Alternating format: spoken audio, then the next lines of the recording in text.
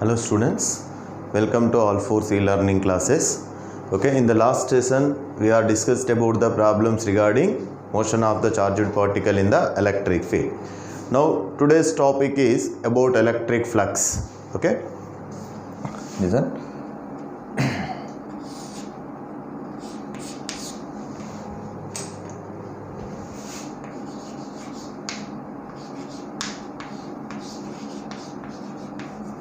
Electric flux denoted by phi. Okay, see what is it is actually electric flux means the number of electric lines of force crossing normally through the given area. The number of electric lines of force crossing normally by the given area is called as a electric flux. For suppose you may take this mathematically, it can be written as flux phi is equals to E dot A. What is flux phi is equals to E dot A, or it can be written as flux phi is equals to EA cos theta. What is flux phi is equals to EA cos theta. Here what is theta is a angle between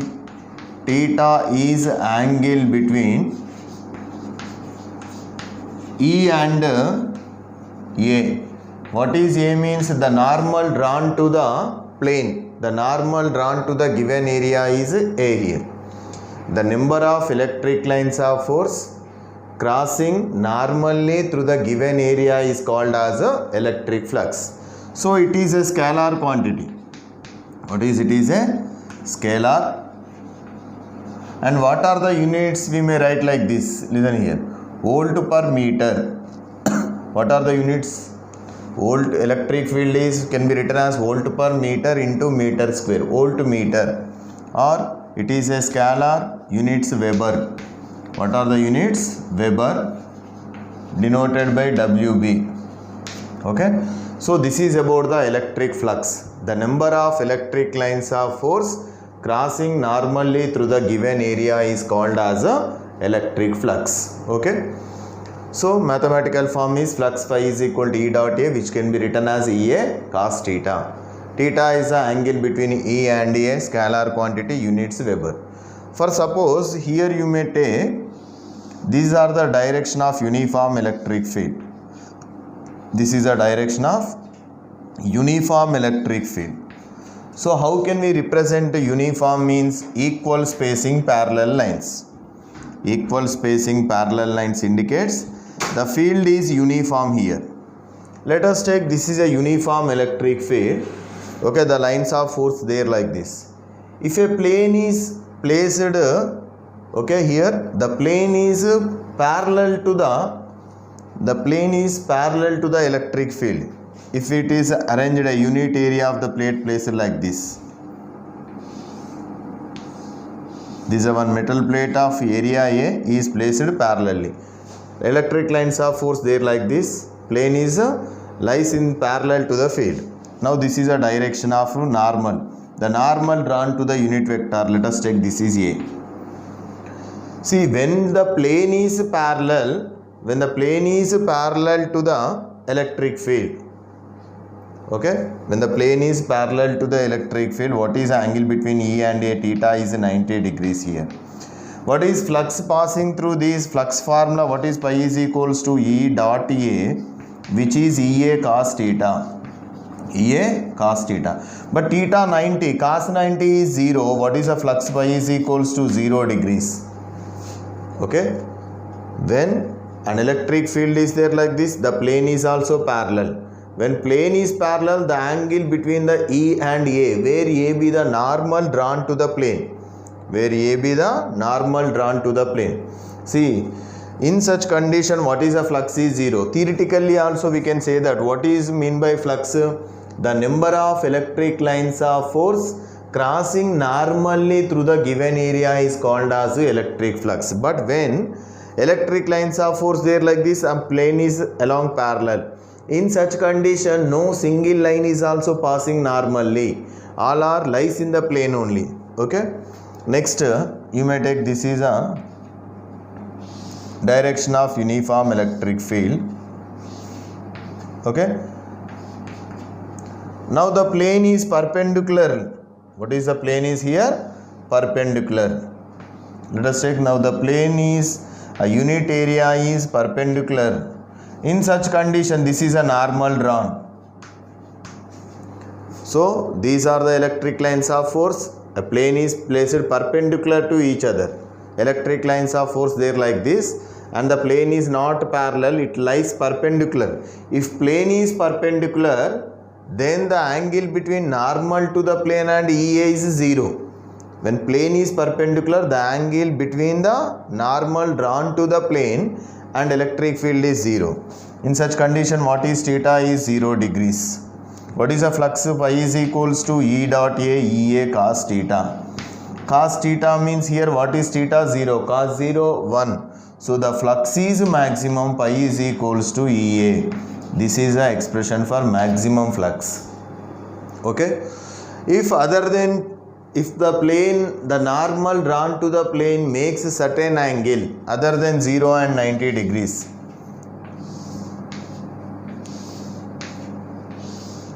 This is the direction of uniform electric field. Okay. Now the plane is there like this.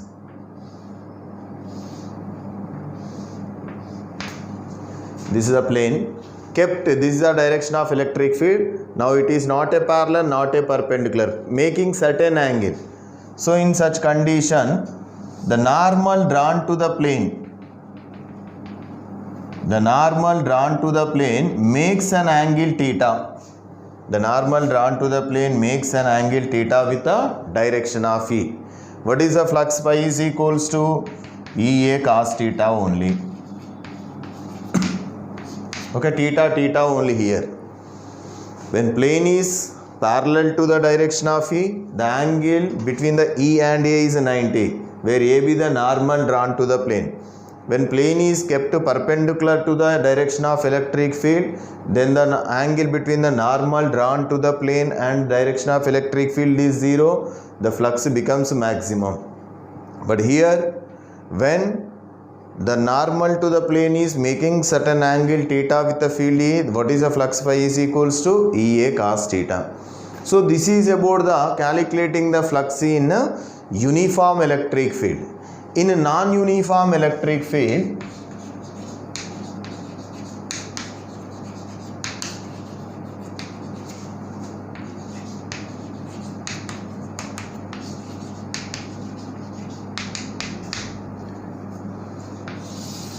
what is mean by non-uniform electric field means the value of intensity of electric field will be different at different places, either in magnitude or in direction or in both. If the E value changes from point to point, in such condition the field is said to be non-uniform electric field.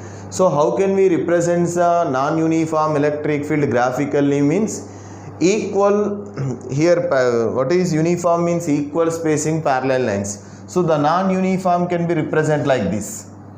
See here, these lines of forces are crowded at this point. Here the lines of forces are crowded, but here they are spaced. Even at this position, what is this is a tangent line drawn, gives a direction of electric field. But here this is a tangent line drawn to the electric lines of force, electric field direction. So at different points, the direction also will be different. The direction is different, magnitude is also different. Okay. Now in such conditions, what is the general formula? Flux pi is equals to E dot A. See, throughout the area A, if we consider a unit area here, okay, a unit area here, if throughout the unit area A, if electric field is constant, then we may calculate the flux by using this formula directly. But throughout the area A, E is not a constant here. E, electric field intensity, is a variable value. What is electric field intensity? Is a variable here. Okay. So at this position electric field is stronger, but whereas coming to downwards the E value will be decreases. In such condition, the total area A is divided into small parts. The total area divided into small parts. So first of all, calculate the flux passing through the small part. Flux passing through the small part, let it be d phi. What is d phi be the? D phi be the flux passing through the small element of area A. Okay, d phi is equals to E dot dA. What is E dot dA? D phi is equals to E dot dA. So where for the small element of dA, almost E value constant. So we may write like this: flux d phi is equals to E dA cos theta. E dA cos theta. Okay, dot product. But we need the total flux, entire flux, the entire flux passing through the given area. Therefore, total flux phi is equals to, okay, the total flux phi is equals to integration of d phi. Integration of d phi. So sum of all d phi's gives a total flux. Okay, so we may write like this: flux phi is equals to integration of, what is the d phi value? E dA cos theta. Okay, this is in case of non-uniform electric field, to determine the flux passing through the given area, what is the formula?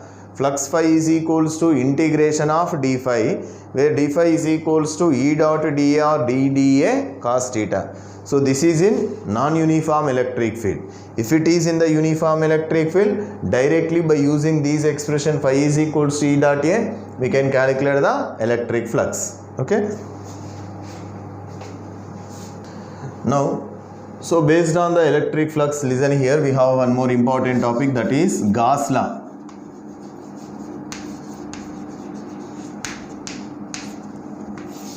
Gauss law. See, what is actually Gauss law means? The purpose of the Gauss law is used to determine the intensity of electric field. Okay, intensity of electric field and potential in case of continuous charge distribution. Okay, already we discussed about what is before going to the Gauss law. Actually, we have the different types of charge densities. See, continuous charge. What is continuous charge means? Till now we are discussed about what is the intensity of electric field due to point charge or intensity of electric field due to system of charges. But for suppose if a charged body is there, now I am here we are taking a 10 coulombs of charge is given to the one wire. The 10 coulombs is not located exactly at a particular point. So the total charge given to that uniform wire is, the wire is uniformly distributed throughout its length. Or you may take one metal sphere. So here we are giving a charge to the metal sphere. The charge is not located exactly at a particular point, which is also distributed throughout its length, throughout its surface area, uniform area. Means continuous charge. So till now we are discussed only about the point charges or system of charges. In such conditions, by using Coulomb's law we can calculate the electric field. By using principle of superposition and Coulomb's law we can calculate the electric field intensity. But whereas in case of continuous charge means here a charge given to the wire is uniformly distributed along its length. Or you may take a charge Q is given to a one metal plate which is also uniformly distributed throughout its area. Or if a charge is applied to the one sphere or cuboid which is also distributed throughout its volume. So for example, before going to the Gauss law, listen here. So we have the continuous charge. For these continuous charge we have the different types of charge densities.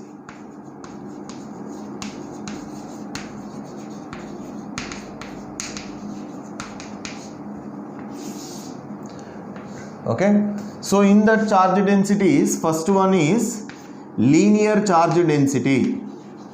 Linear charge density denoted by lambda.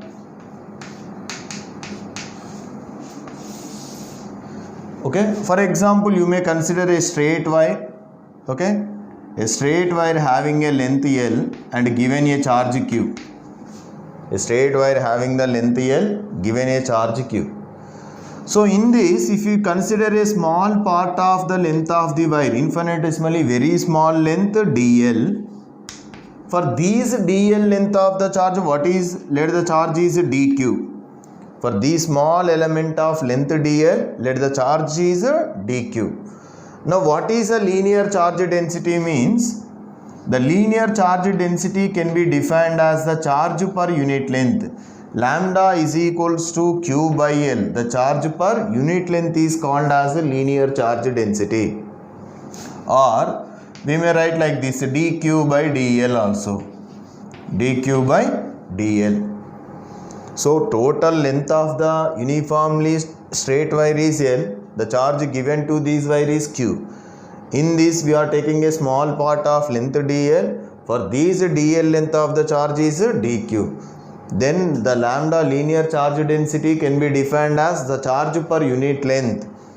Q by L or dq by dl is called linear charge density. So if you are observing these, what are the units here? Charge per length, coulomb per meter. Coulomb per meter are the units of linear charge density. Okay. Coming to the second type of charge density, surface charge density. Surface charge density.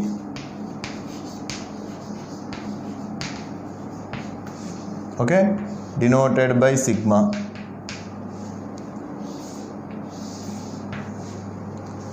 See, what is surface charge density means? Now let us consider a metal plate. Let us take, this is a plate of area, surface area S. Okay, the surface area is S. And what is the charge given here also? Q. Charge given to this is area S is Q. The charge given to this metal plate is uniformly distributed throughout its area. But in this also, if you consider a small part of area ds, for these small part, what is the charge? Let us take dq. What is surface charge density means? Surface charge density can be defined as the charge per unit area, Q by S, charge per unit area, or we may write dq by ds. dq by ds related to two-dimensional object. This is related to one-dimensional object. Sigma is equal to Q by S, or we may write dq by ds. What are the units? Units of charge, coulomb. Area, meter square. Coulomb per meter square. Coulomb per meter square are the units of surface charge density. Okay. Now the third one is volume charge density.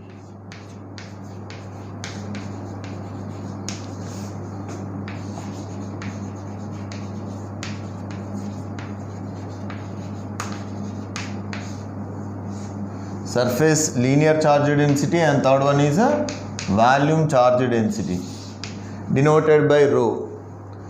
Now consider a metal sphere,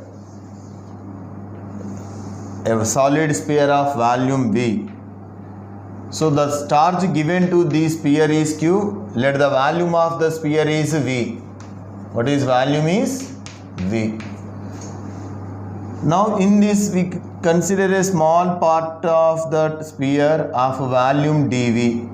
A small part of volume of the sphere is dV.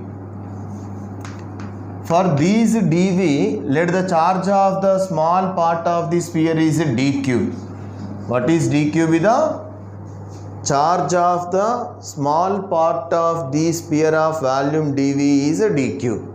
Now what is volume charge density means? The volume charge density can be defined as charge per unit volume. Charge per unit volume, Q by V, or we may write dq by dV.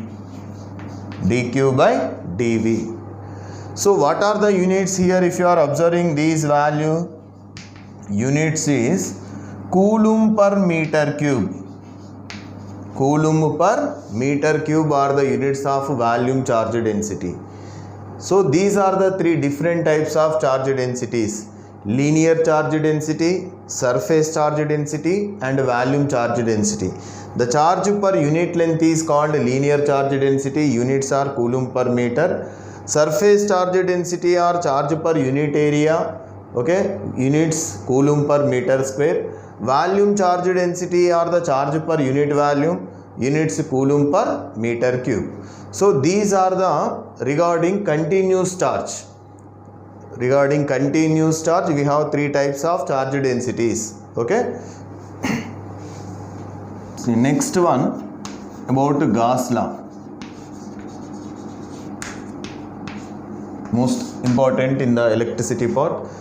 See, till now whenever we are calculating the electric field intensity, either due to a point charge or a system of charges, there we are using Coulomb's inverse square law, isn't it?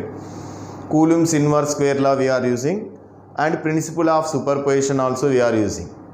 But whereas to calculate the intensity of electric field in case of charged bodies, that is continuous charged bodies like a metallic wire, a metal plate, a sphere, okay, in such conditions by using Coulomb's law it is very difficult.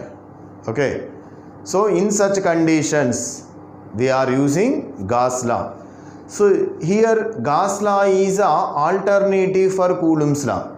The purpose of Coulomb's inverse square law and Gauss law is remains same. Okay, the Gauss law is also used to determine intensity of electric field, but due to the continuous charges. Coulomb's law is used to determine the intensity of electric field, but whereas in case of point charges. So Gauss law is an alternative for Coulomb's law. See, what is the statement of Gauss law? If you are observing this statement of Gauss law, the total electric flux passing through any closed surface, the total flux passing through any closed surface is equals to the total flux passing through any closed surface is equals to 1 by epsilon naught times of the net charge enclosed by the surface. The total flux passing through any closed surface is equals to the 1 by epsilon naught times of the net charge enclosed by the surface. Phi is equal to, that is integration of E dot ds is equals to 1 by epsilon naught times of the net charge. Okay, this is a mathematical form of Gauss law. The mathematical form of Gauss law is the total flux passing through phi is equal to integration of E dot ds. Okay, this is a total flux which is equal to 1 by epsilon naught times of net charge. The total flux passing through any closed surface is equals to the 1 by epsilon naught times of the net charge enclosed by the surface is called as a Gauss law. See, the circle over the integration indicates surface must be closed. Here we have wrote a circle on the integration. The surface should be closed. What are the significance of these Gauss law means? Significance.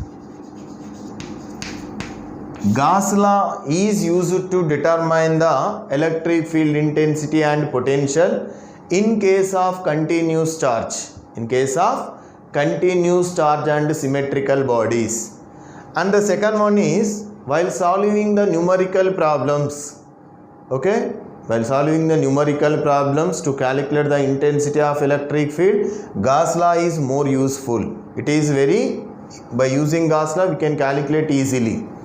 And third one, the Gauss law is used for any closed surface irrespective of shape and size. So here we are saying for any closed surface, the Gauss law is valid or applicable through any closed surface irrespective of its shape and size. Okay, and to calculate the electric field intensity by the symmetrical bodies, here we are using Gauss law. Okay, so this is about the significance of Gauss law. It is quite easily through calculate the electric field intensity as compared to the Coulomb's law. To calculate the intensity of electric field, okay, in case of continuous charge distribution or like charged bodies, we are using Gauss law. While solving the numerical problems also, the Gauss law is very useful. And the Gauss law is valid through any closed surface irrespective of shape and size. And what is total flux? The mathematical form is phi is equal to integration of E dot ds, which is equal to 1 by epsilon naught times of the net charge. And remember, for example, now let us consider this is a one sphere, a solid cylinder. A cylinder, okay, this is a one of the surface, this is the other surface. So here the electric lines of force are passing like this along this direction. Let us take this is a first surface, this is a second surface. So always the inward flux, remember these are most important, inward flux. Inward flux means flux entering into the surface. Flux entering into the surface. Inward flux. Entering flux. Entering flux is negative. Is negative. Inward flux is negative. Outward flux. Leaving flux. Leaving flux is positive. You should remember these two formulas. Sentences. Always the flux entering into the surface is taken as negative. The flux leaving the surface is positive. Entering flux is negative. Leaving flux is positive. Here, what is the flux entering into the this cylinder is here the flux is negative, but here it is leaving. So what is the flux is positive. And for example, now let us consider the three charges are there here. Q1 is equal to some 6 coulombs. Q2 is equals to 8 coulombs. And Q3 is equals to minus 1 coulomb. Okay. We need to find the okay. But now what is the flux passing through? Let us, these three are enclosed by a closed surface. So already we said that the surface must be closed. The surface is closed irrespective of shape and size. Now what is the flux passing through these closed surface? Okay, in these closed surface how many charges are there? 3 charges are there. Among them 2 charges are positive and the third one is negative. Q1 is equal to 6 coulombs, Q2 is equals to 8 coulombs and Q3 is equals to minus 1 coulombs irrespective of shape. So these three are maybe enclosed by a sphere or enclosed by a cube or enclosed by any other closed surface. Okay. Now what is the flux passing through these closed surfaces? Phi is equals to, what is the mathematical form? Integration of E dot ds, or it can be written as total flux. Phi is equal to 1 by epsilon naught times of the net charge. Flux phi is equals to 1 by epsilon naught times of net charge. What is here? Q1 plus Q2 plus Q3. Q1 plus Q2 plus Q3. That is total flux phi is equals to 1 by epsilon naught times of Q1 is 6 plus Q2 is 8, Q3 is minus 1. Okay. 6 plus 8, 14 minus 1, 13. Phi is equals to 13 by epsilon naught. 13 by epsilon naught. 1 by epsilon naught times of the net charge enclosed by the surface. Okay.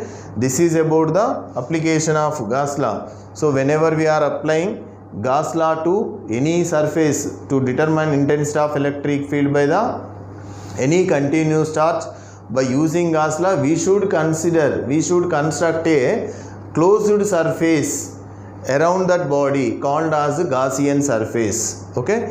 So this is an example of one of the Gauss law, right?